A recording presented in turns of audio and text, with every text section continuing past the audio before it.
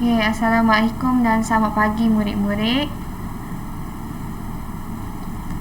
Assalamualaikum semua.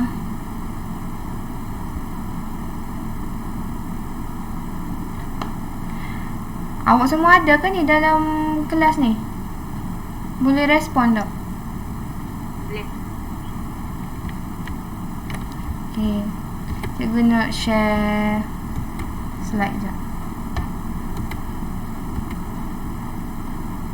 Awak semua nampak tak slide ni?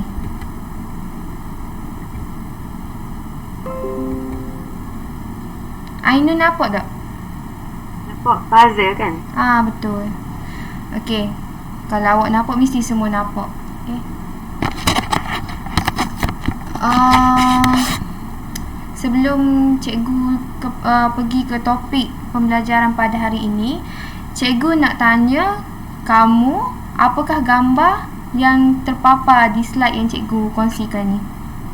Macam Ainun cakap tadi, gambar puzzle. Yang lain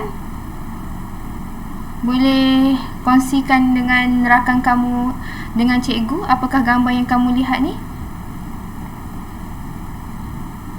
Amirul, Faisal,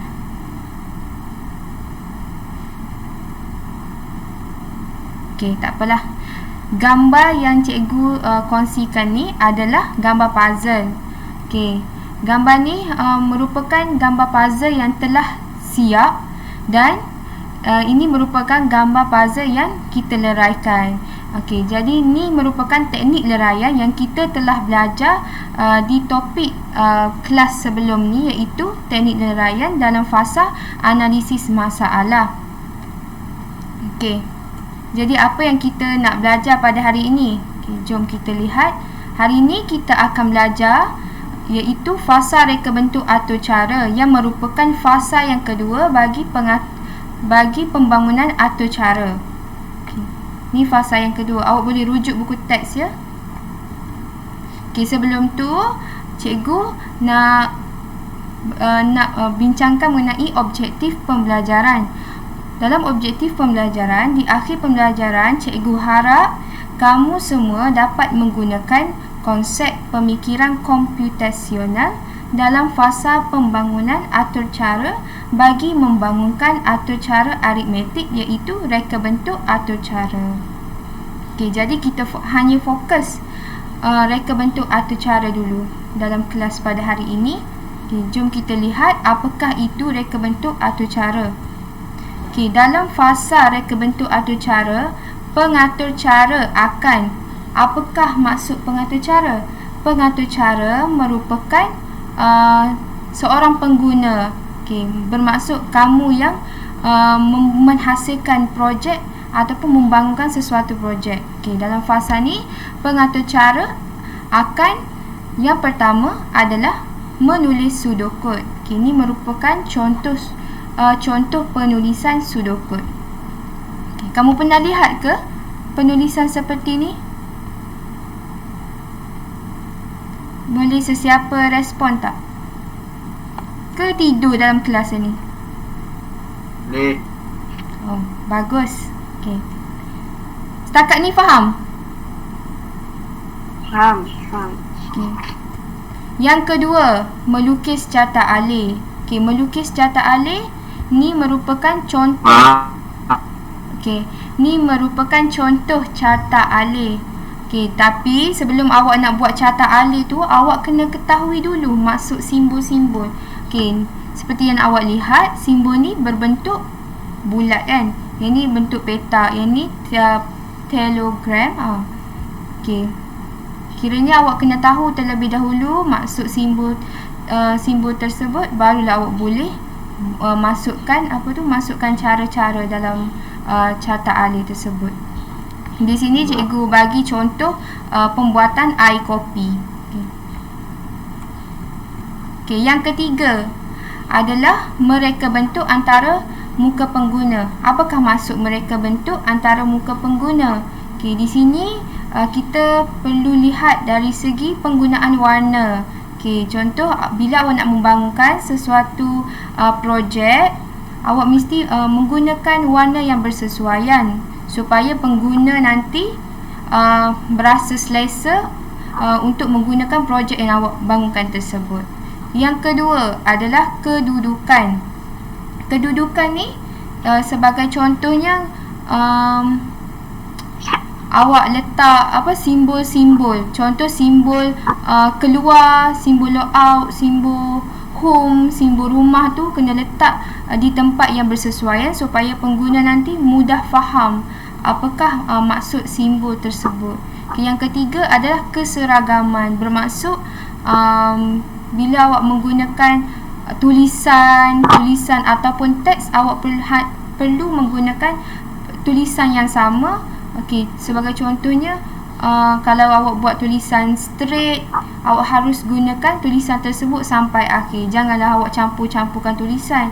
Nanti buat pengguna tu pening. Okey, tak selesa menggunakan projek yang awak buat tu.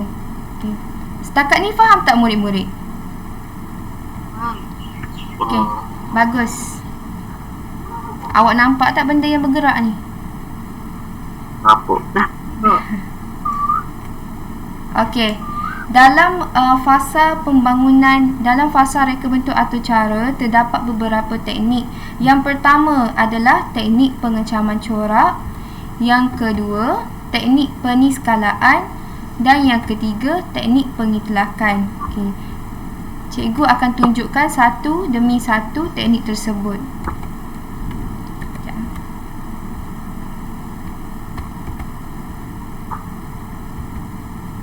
Okey, bagi teknik pengecaman corak, kita sebelum ni kita dah belajar teknik leraian, iaitu di fasa yang pertama, iaitu fasa analisis masalah. Okey, bagi teknik pengecaman corak, ianya selepas meleraikan masalah yang besar kepada masalah yang kecil, akan dianalisis bagi mengecam corak-corak yang tertentu sekiranya ada. Okey, teknik pengecaman corak juga merupakan teknik di mana pengguna akan selesaikan masalah tersebut dengan lebih efisien. Sebagai contohnya dalam pengiraan luas dan perimeter sebuah padang bola. Okey, awak boleh rujuk buku teks ya. Okey, semua ni ada dalam buku teks. Okey, pengiraan tersebut menggunakan pemboleh ubah yang sama. Okey, ni kata kunci ya. Pengiraan tersebut menggunakan pemboleh ubah yang sama, iaitu panjang dan lebar. Untuk ukur sebuah padang bola, awak hanya perlu ukur panjang dan lebar sahaja, sebab padang bola ni merupakan bentuk segi empat tepat. Okey. Okey, ini kira luas padang bola. Okey, input yang diperlukan adalah panjang dan lebar. Okey, jika kamu ingin kira perimeter, input yang diperlukan juga panjang dan lebar. Itu untuk teknik pengecaman corak. Maksudnya daripada teknik leraian yang kita kecilkan daripada masalah besar kepada masalah yang kecil, selepas tu dalam teknik pengecaman corak, masalah kecil tu kita kecil-kecilkan lagi. Faham tak? Okey, tak apalah, awak dah faham ni. Okey, teknik peniskalaan pula. Okey, teknik peniskalaan, corak-corak diteliti untuk meninggalkan aspek-aspek kurang penting dan memberikan penekanan terhadap aspek yang penting. Okey, ini cikgu akan bagikan perkaitan supaya kamu lebih faham apakah teknik peniskalaan ni. Okey, pemboleh ubah jenis corak yang telah dicamkan. Aspek yang penting adalah panjang dan lebar. Okey, bermaksud bila kamu nak ukur sebuah padang bola tu, aspek yang penting adalah panjang dan lebar lah awak nak ukur. Sebab dia segi empat tepat kan. Takkanlah awak nak kira 1/2 darab dengan apa semua tu. Sebab formula untuk segi empat tepat adalah panjang dan lebar. Formula bagi mengira luas dan perimeter sebuah padang berbentuk segi empat. Okey, untuk kira luas padang bola sama dengan panjang darab lebar. Okey, bagi perimeter padang bola, kurungan panjang tambah lebar darab dengan 2. Okey. Perimeter ni bermaksud ukur lilik bentuk tu lah. Sebab tu kita didarab dengan 2. Okey, bagi teknik pengitlakan. Okey, teknik pengitlakan mempunyai kaitan daripada leraian dan juga teknik peniskalaan. Okey, dalam teknik ni algoritma diperlukan bagi menyelesaikan masalah dalam pengiraan luas dan perimeter. Okey, apakah maksud algoritma? Kamu semua tahu ke algoritma tu apa?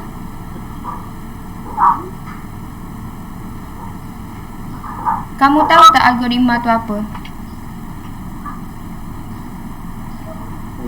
Okey, tak apa. Algoritma biasanya dalam bentuk pseudocode dan juga carta alih. Seperti yang cikgu tunjukkan tadi, contoh penulisan pseudocode dan cara kita nak lukis carta alih tu. Okey, aspek yang penting itu langkah perlu dilaksanakan bagi menghasilkan kedua-dua algoritma yang betul. Okey, dalam melukis carta alih, penggunaan simbol yang betul merupakan aspek yang penting. Seperti yang cikgu cakap tadi, bila kita nak lukis carta alih tu, kita kena tahu dulu apakah maksud simbol-simbol tersebut. Okey, contoh yang kamu lihat, okey, simbol ni merupakan simbol mula dan tamat. Simbol petak ni merupakan simbol proses. Simbol ni merupakan simbol bagi input dan output, dan segitiga ni merupakan simbol bagi pilihan. Okay, inilah contoh-contoh pseudocode dan juga carta alih, cara pengiraan panjang dan lebar. Okay, terdapat beberapa langkah yang perlu awak tahulah. Langkah yang paling penting adalah yang pertama, mula. Lepas tu awak masukkan panjang dan lebar. Langkah yang ketiga, kita nak kira apa? Kira luas padang bola. Lepas tu masukkan formula. Lepas tu yang kedua, kita nak kira perimeter. Lepas tu kita masukkan formula bagi perimeter. And then papar ni merupakan output. Kita nak cari apa? Okey, papar luas padang bola dan juga perimeter padang bola. Lepas tu tamat. Okey, dalam carta alih ni pun sama. Dia hanya ambil apa yang ditulis di pseudocode, tetapi ditukarkan kepada carta alih sahaja dengan menggunakan simbol-simbol tertentu. Faham tak setakat ni murid-murid? Faham. Okey, bagus. Okey, jadi kita dah habis pembelajaran pada hari ini, iaitu tajuk subtopik. Subtopik yang kedua iaitu fasa reka bentuk atur cara. Nanti kita akan ke topik seterusnya lah, ke subtopik seterusnya, sebab kita ada 5 fasa dalam pembangunan atur cara. Okey, jadi di sini cikgu nak membuat perkaitan dengan kehidupan seharian. Okey, apa yang kamu nampak gambar yang cikgu tunjukkan ni? Buat kek. Ha? Buat kek. Sedap kan? Lapar. Okey, kaitan dengan kehidupan seharian, cikgu bagi contoh dalam pembuatan kek coklat. Okey, dalam pembuatan kek coklat ni cikgu akan bagi contoh melalui 3 teknik. Okey, teknik yang pertama adalah pengecaman corak. Okey, sebagai contohnya, okey, kek ni kita seperti yang kamu nampak, kek yang telah siap, okey, yang bulat tu apabila dipotong menjadi kepingan-kepingan kecil, itu merupakan teknik leraian. Okey, dalam teknik pengecaman corak, kita juga boleh ukur berapa dia punya panjang, berapa dia punya besar bulat tu. Okey, faham tak? Kiranya dalam pengecaman corak ni awak hanya perlu kena pasti apakah dia punya formula bagi pengiraan untuk pengecaman corak. Kalau untuk teknik peniskalaan, di mana ambil yang perkara yang penting sahaja dan buang perkara yang kurang penting ataupun tak penting. Okey, sebagai contohnya dalam membuat kek coklat, mesti perkara yang penting adalah kena ada coklat tu dah. Kalau tak ada coklat, tak boleh buat kek coklat lah kan? Betul tak? Betul tak murid-murid? Betul. Kena ada coklat dulu. Coklat tu asas utama bagi membuat kek coklat. Nama dah kek coklat, kena ada coklat. Okey, perkara yang tak penting adalah ni taburan-taburan chips ni. Benda ni tak penting pun sebenarnya, sama je rasa coklat juga kan, tapi untuk nampak cantik masukkan je lah. Tapi benda tu tak penting. Kiranya kalau awak tak masuk, awak tak letak pun tak apa, chip-chip ni yang kecil-kecil ni. Okay, kalau untuk teknik pengitlakan adalah macam tadi cikgu cakap pasal penggunaan algoritma, iaitu pseudocode dan juga carta alih. Okay, di sini dalam membuat kek, awak boleh letakkanlah langkah-langkah ataupun cara membuat kek. Yang pertama, start daripada mula, lepas tu masukkan telur ke, masukkan coklat ke, masukkan air ke dan sebagainya. Faham tak setakat ni murid-murid?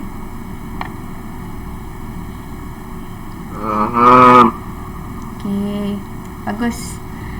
Okey, jadi kita dah berakhir di topik pembelajaran kita pada hari ini. Cikgu nak tanya, ada apa-apa soalan tak mengenai topik pembelajaran kita ni? Ada soalan? Kalau tiada, kita ke latihan. Okey, cikgu nak kamu baca buku teks muka surat 6 dan 7. Sebab nanti cikgu akan sambung pembelajaran ni dengan topik tersebutlah, iaitu apa 6-7 fasa pengekodan, iaitu subtopik yang ketiga. Okey, antara fasa pembangunan atau cara lah. Okey, yang kedua adalah kamu perlu menjawab latihan secara online. Okey, nanti link tu akan cikgu kongsikan di WhatsApp. Okey, cikgu nak kamu siapkan pada tarikh ini juga sebelum pukul 6 petang. Cikgu nak, okey, kiranya awak hanya hantar secara online je lah. Tapi kalau boleh cikgu nak kamu salin dekat buku pun, kiranya buat 2 kerja. Senang je soalan tu. Bila kita buat 2 kerja, mudah ingat lagi lah apa yang kita belajar. Boleh tak murid-murid? Boleh. Senang je, 10 soalan. Ni contoh latihan tu. Okay, bila awak tekan ni nanti cikgu akan kongsikan. Kamu nampak tak soalan? Apa? Ni lah soalan yang cikgu suruh kamu buat. Senang je. Awak masukkan nama, lepas tu masukkan jawapan lah. Lepas tu, selepas siap, tekan finish. Boleh? Boleh. Okey, bagus. Okey, jadi itu sahaja kelas kita pada hari ini. Okay, terima kasih semua yang mana masuk kelas pada hari ini. Bagus. Okey, mungkin yang tak masuk tu ada problem lah ke, masalah ke, masalah lain ke. Okey, kita jumpa di kelas seterusnya. Assalamualaikum. Waalaikumsalam.